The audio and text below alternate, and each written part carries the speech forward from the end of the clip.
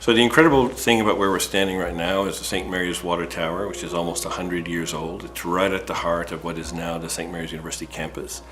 I fell in love with this building on the very first day that I set foot on it in 2011. It's a water tower that's 100 years old and it's been fully restored to look exactly how it did 100 years ago.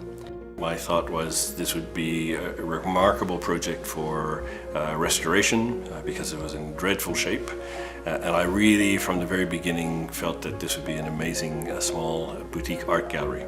And is now a most incredible art gallery, which will be by invite only, to have different artists from all walks of life be installed here. The very first official exhibition is the one that's in here now, which is an Indigenous exhibition that brings First Nations and Métis artists of the region to the gallery. When I toured through this with Jerry on a number of occasions before it was restored, I saw an old water tower with lots of work to be done, but I had no idea what that work would look like. This building was in serious disrepair. We spent years fixing the exterior and stabilizing the tower. It still leans a little bit, so if you see it from outside, I refer to it now as the Leaning Tower of St. Mary's. And it will never be straightened just by virtue of the age and the timber.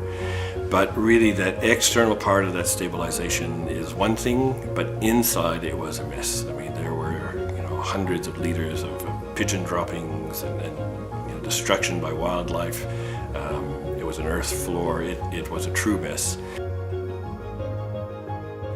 When I met with Jerry, I asked him what was needed, and he just kept talking about this tower and how difficult it was and that no one wanted to fund it to restore it. I think the biggest challenge with this building is the age, the awkwardness of making repairs to such a tall structure.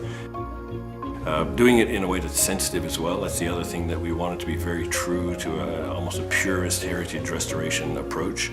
And very hard to do in an 80-foot tower that has really been attacked by by the elements over the years.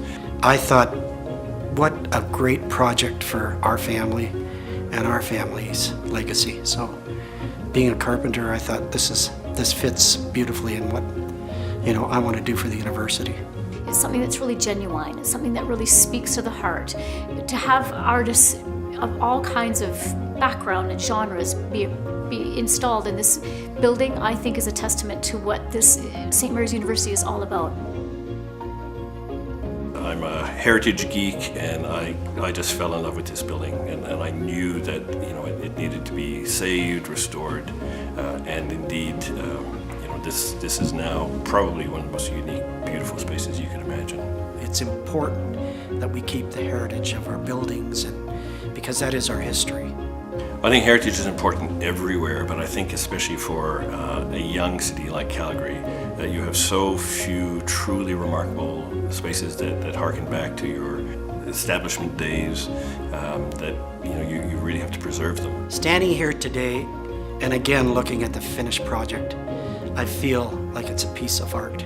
It's not just a water tower. It's something that is mind-boggling, and I just can't believe that it's so beautiful.